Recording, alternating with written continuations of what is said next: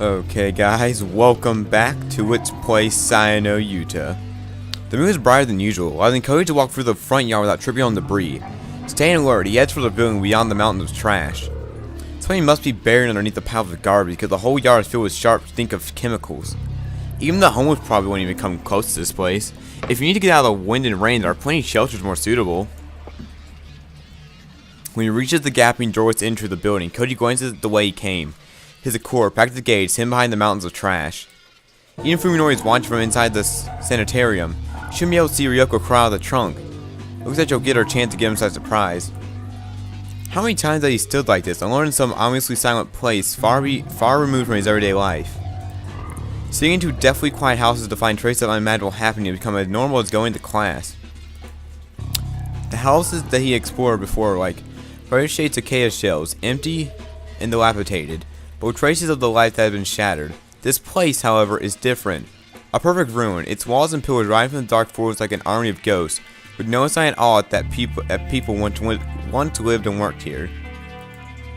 Structure resembles a skeleton more like a shell. Time the element tripped off its former shape, and now there is only death. Koji's gone as far as he can. This must be the final stop. What will Fuminori's next move be? He'll be planning to kill Koji, but how? As he's about to turn on his flashlight, Koji reconsiders. If he wanders around the light on, he'll be broadcasting the exact location. That'll give the advantage to Fuminori, who's probably lying in wait for him right now. He'll hold the light before him in his left hand, the finger positioned on the switch. In his right hand, he raises his revolver, keeping it pointed in the same direction. Now ready to fire when he turns on the light, Koji steps quietly into the dark ruin. It's a while for his eye to adjust, but even when they do, he has only moonlight streaming through empty windows to guide him. Everything appears gray and distant. However, Fuminori has to deal with the same condition if he's hiding here. Not really, because his vision. Oh yeah, we know. Like no one knows that he has this meat vision. But, well, with meat vision, like he can always see everything really bright, which I guess that's good. It's a battle of nerves, exhausting and deadly. But the first to make a sound and give his way position will lose. Rooms on both sides of the hallway are all open. Some are even missing their doors. Koji creeps to each entrance, checks to make sure no one's inside, then carefully proceeds on. The stink that he's noticed in the garnish now changed. Now it smells more organic. Like rotting meat, it's the same smell that filled Fuminori's house. The organs of flesh freely expanded in a manner that rendered piercing damage meaningless. Koji grits his teeth and forces the madman's word out of his head. What good can come out of them taking him seriously? It isn't time for such useless. Koji freezes and stares down the hall. What was that squishy noise? It was a wet sound that he heard just now, like someone dragging their feet through a swamp, and it came from the door at the end of the hall. Something is there. Something alive. Koji creeped toward the sound, his light and gun at the ready. Now it sounds like something squeezing mud through their fingers, and as he gets closer, Koji begins to hear breathing. Could it be Fuminori? No, it's impossible. He's waiting for a chance to ambush Koji, not making careless noise. As it proceeds, the strange noise coming through the cracks in the concrete wall grow clearer. Before he knows it, he is standing on the threshold. The room is filled with a thick, vicious darkness, just like every other room that he's passed. There's more than just darkness, however. Something is here. He can hear pain breathing, like that of a wounded animal, and what sounds like sobbing. Sobbing? Koji whispers into the darkness. Now he's given away his position, he might as well turn on his light. But for some reason, however, Koji does not seem that he would do some disastrous... That would have some disastrous consequences. All these words that have like 20 million... not pronunciation, what's that? What's that word? I don't know. Sobbing. The last time I heard her voice, on the phone, she was sobbing. The wheezing suddenly stops. And then... Oh no. Whisper comes out of the darkness. It's not a human voice. Not by any measure. Sound more blasphemous semblance of a human words. A nightmare's flash of insight connects the dots in Koji's mind. It can't be. Yo doesn't sound like this. She doesn't smell like this.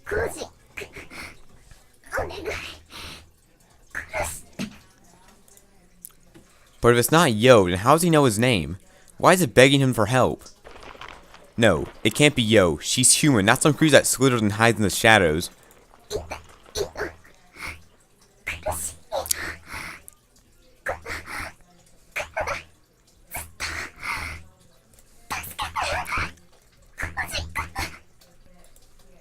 The thing wriggles closer. His reason cries out and pointing to switch on the light before it's too late, or to turn and run, if he cannot. But Koji is unable to make either choice. He will encounter in vain to an informative shape in the darkness.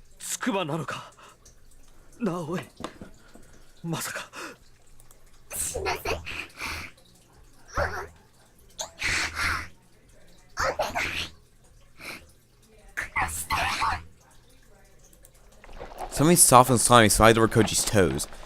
Instinct overrides his will, forcing him to turn on the light and shine at his feet. The light beam reveals everything, the merciless truth that finally shatters Koji's sanity. Terror wipes his mind of all but two words, gun and trigger. His finger responds with instant obedience. There was a burst of tremendous light and sound, both more intense than he expected, and destructive forces are swallowed up by the darkness. The others are still ringing from the beginning, but he hears a sweet voice coming from the shadows. Koji screams and pulls the trigger again and again, believing that salvation can only come from the barrel of his gun. Well, looks like he forgot about how many bullets it had. Light and darkness, explosion and silence, they danced their dance 3 more times. Koji didn't even need to aim. The horrible creature is right at his feet. Far too close to miss. Well, how's he gonna fight Fuminori now? He's completely defenseless. We're going to how many bullets were left in the revolver, but that information is already driven from his mind. Even after the cold, heavy gloom wrapped around him once more, Koji pointed the trigger like a man possessed, paying no need to the clicking of the empty weapon. His panic-stricken legs suddenly give out, sending him down hard on his backside. Even then, he keeps firing the empty gun. He knows no other way to erase the mirror of the thing that glimmers in the beam of his flashlight. The light, which fell from his hand during the attack, is now pointing in a completely different direction. And for all full bullets meant to fit that target, they were Koji's last card of the play, which leaves him alone in the darkness with now no way to defend himself. And just as he realizes this, a massive flying flesh rolls onto him like a tidal wave.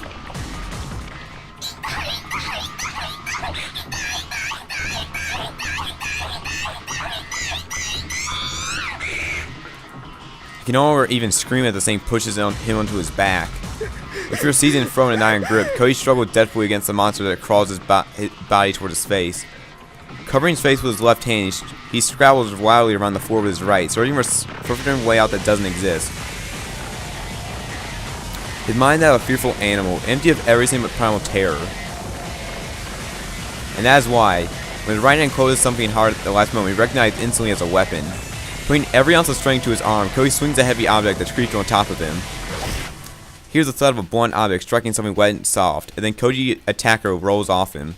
As soon as he is able to move freely, Koji leaps to his feet and grabs his new weapon with both hands, thrashing like a charm to ward off evil, only now to realize that's a rusty steel pipe. The monster is still sobbing.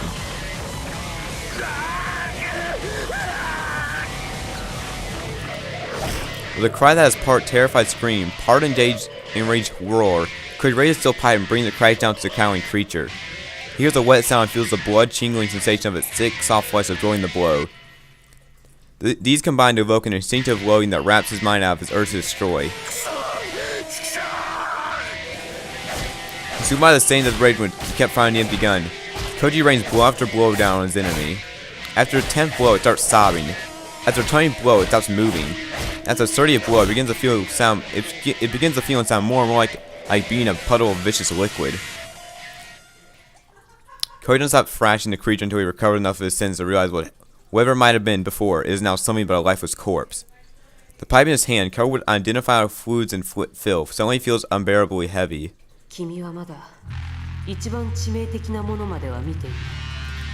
Ryoko's voice plays back in his head, and at last he knows how merciful his warning was. Now his eyes open as hers, he's able to laugh and contend with his own foolishness. 20 years of memories in the light of the sun, they were indeed precious to him, they should have never come to this place. The black flames of despair rise within him, consuming fear, revulsion, and pity. Only rage and hate remain. Every cell in his body cried out for his vengeance, for the blood of the man who poisoned him with the truth, and tore from the womb of innocence. And then Koji, slave to hate, hears the sound of someone sneaking up behind him. Shortly Koji swirls, swinging his steel pipe with all the force he can mutter. His enemy hastily leaps back to avoid the strike, surprised by his failure to catch Koji off guard. With a shout, dance the beam of light on the floor. Raise pipe for the next blow. Koji fades off against his second attacker. For this moment, Koji cannot imagine that he would speak his friend's name with such hatred.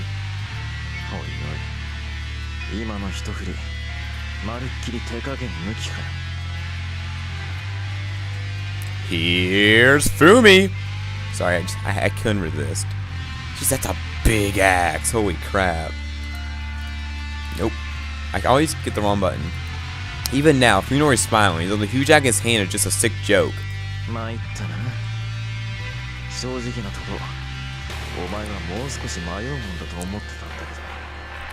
Yeah, now your advantage is gone if he's not gonna fight, if he's not gonna hold back.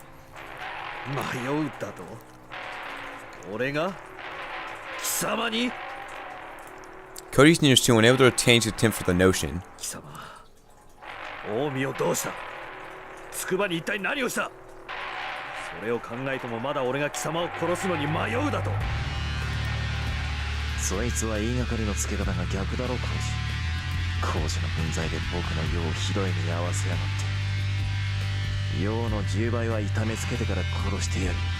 Horrible thing! Look what you did to her!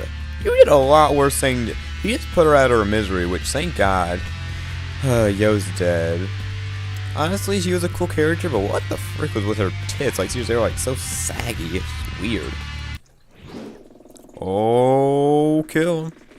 The way of Koji act carves a murderous arc through the darkness, glittering menacingly at the faint light coming from the floor. Koji raises his pipe to block the fierce swing.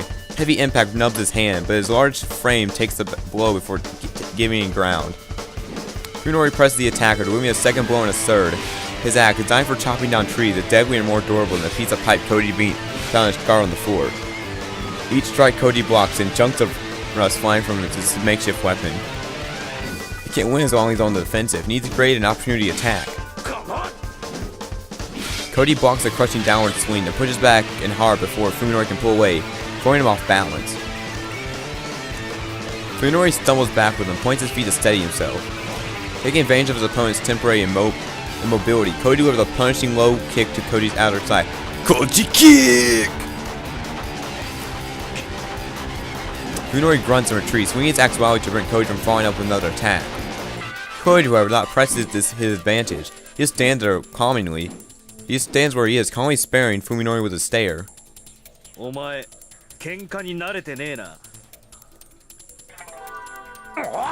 Fuminori roars and comes for another attack, but this advantage to his right leg seems to be slowing his swing. Easily blocking the axe with his pipe, Koji waits for Fuminori to exhaust himself. Fuminori delivers blow after heavy blow, howling savagely at the whole while. Where he does not realize, however, that the sensation now favors composure, not brutal force. When Fuminori raises his axe high enough for yet another attack, Koji sees that his moment has grown dull enough. Seizing the opportunity, Koji changes Fuminori's range and grabs the half of the axe with his left hand. As Fuminori recoils in fear, Koji brings his pipe right into his enemy's unprotected side. He feels the crunch of his ribs breaking.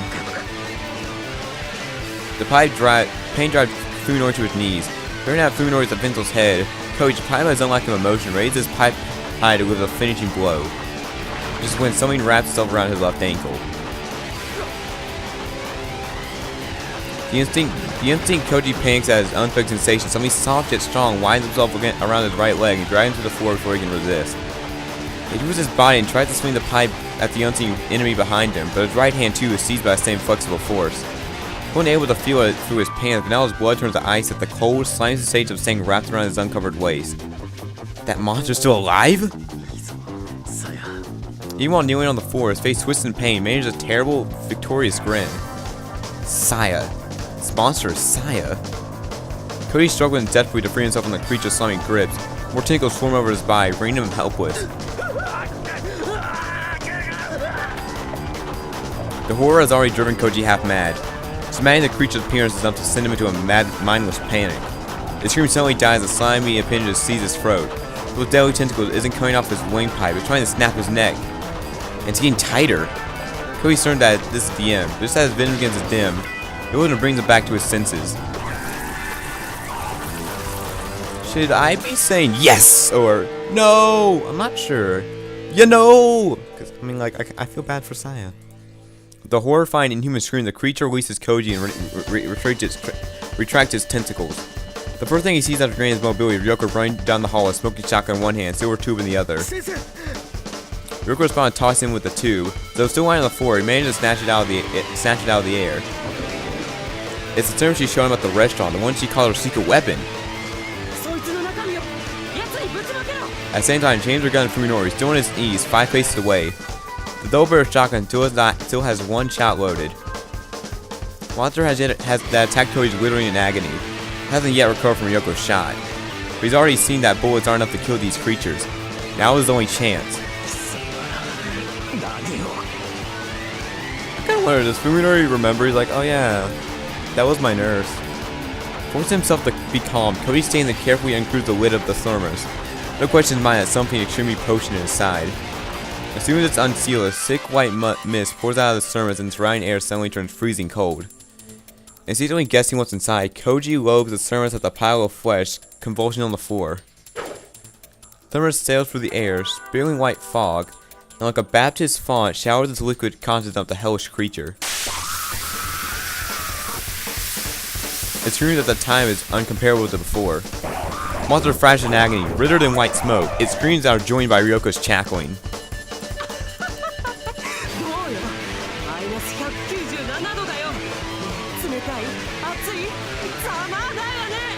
Man, I remember the English patch for this before we got the official one. That is the face of pure joy. Look at her. She's like, Her eyes blaze with manic glee. As to say that Sandy was a small price to play for joy of last vanquishing her nightmare.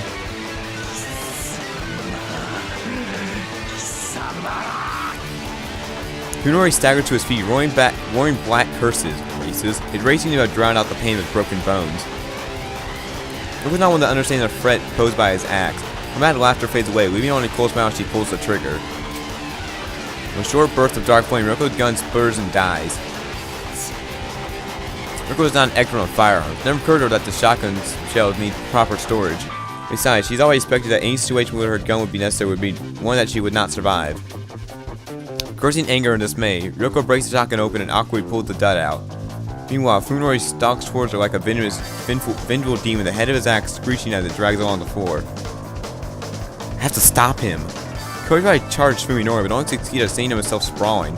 One of his shoes is stuck to the floor, frozen by liquid nitrogen. Ryoko fumbles in her pocket and for a new shell. Fuminori closes the disc and raises his axe in both arms.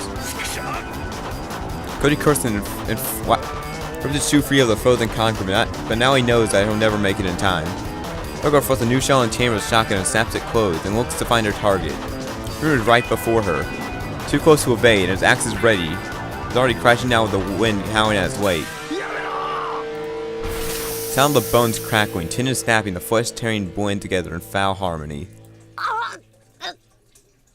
Thick blade enters through Ryoko's left shoulder, flying through her collarbone and shoulder blades, smashing several ribs, popping her like a balloon before stopping in the center of her chest. Frozen frozen in the shock of the impact, she sprays the gesture of blood from her mouth. She should have died instantly, but through some unimaginable force of will, Ryoko clings to life for a few more seconds. Grinning through her blood-stained lips, she raised her shotgun. Not to the front, but to the side. Wait, where did he actually... Oh my gosh. Ooh. Dang. Beyond the barrel of her gun, wearing the 77-degree Kelvin mist like a light cloud of death, is a weakling wriggling Saya. Fuminori's scream vanishes the roar of the shotgun. Destruction is absolute. The impact of shotgun pellets obligate the half of Saya's body that fall prey to the liquid nitrogen. The frozen particle of Saya's shattered flesh drifts to the floor like snow. Even the creature's special biology isn't submitted to a sealed wound of this size. The opening pores internal organs are tied with liquid slime and fat whose color is far too foul to belong to any living creature. So would Saya taste good to people? I'm just wondering, like, do you think they could eat Saya? That's a horrible thought considering she's about to die, but still. Sorry, I just need a drink. I'm gonna finish this whole video. I'm gonna finish. This is gonna be the ending to episode.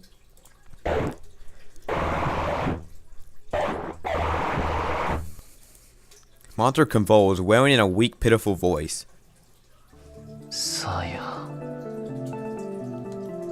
Okay, you know, I know most of you guys probably hate Fuminori, but just look at him.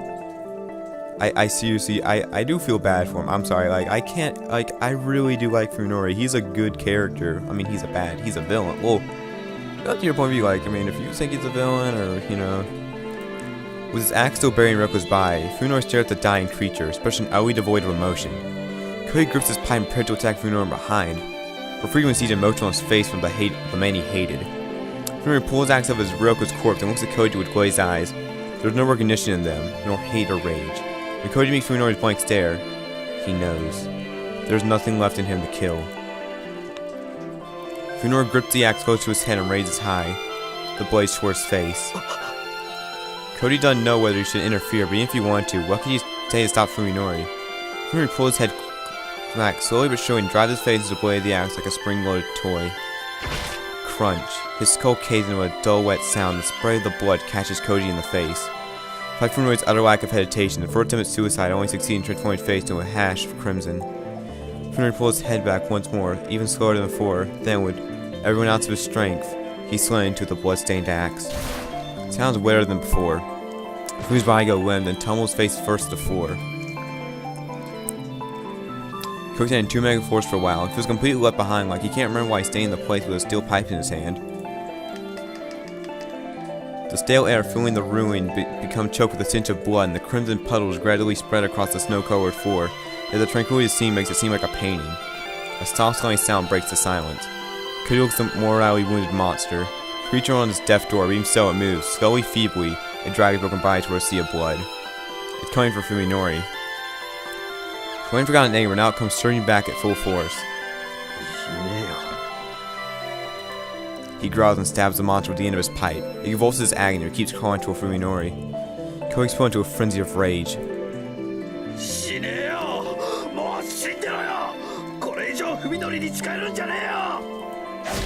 Again and again he smashes the hopeless flesh piece with his pipe. Koji tells him that if he does not stop it here, he would truly have lost. The monster, however, never succumbs. It struggles underneath its blow until it finally reaches Fuminori's corpse.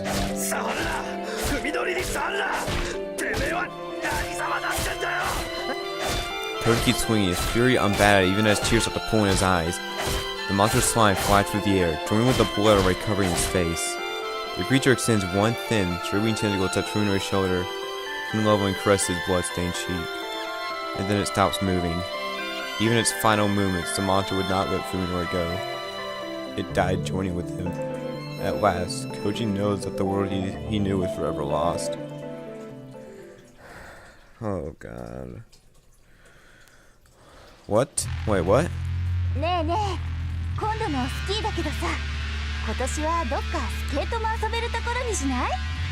Wait, what? I just got... I didn't even have time to cry. Chunks of her body are missing. It's only been nibbling on her. It makes her look a lot thinner. She's not worried about her weight recently, but now she doesn't need to diet. Fuminori laughs at Nomi's crazy suggestion.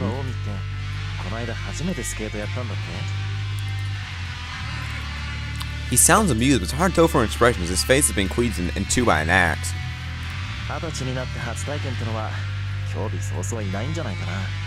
What's going on? Are we in hell?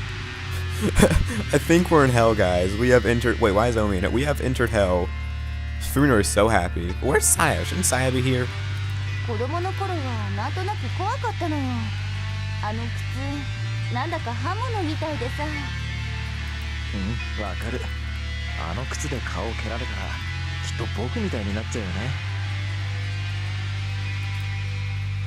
Omi and Yo laugh at Fuminori's dumb joke. Yo never used to laugh with such exuberance. Seeing sure we have not, she and Fuminori are officially together. Yeah, you can't even see his face. Ugh. You think of all the gross stuff they would show his face.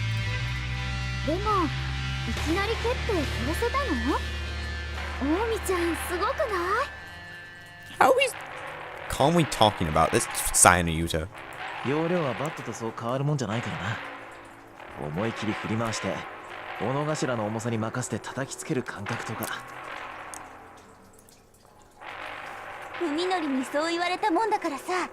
騙されたと思ってやってみたわけよ。そうしたらもう楽しくって。 What is this feeling? Something is wrong, though Koji can't put his finger on what. 私も見てみたいな。大見ちゃんが食べられるところ。 Whoa, whoa, whoa, yo, keep your perverted lesbian spot to yourself, woman. Ah, that's it. When he sees Yo's envious smile, Cody finally realized what's bothering him. どうしたの、コウジ君。お前だけなんで普通なんだ。 Yo tilts her head quizzily, like she doesn't understand what she means. I mean, he. 普通って？私はいつも普通だけど。でもお前確かあの時。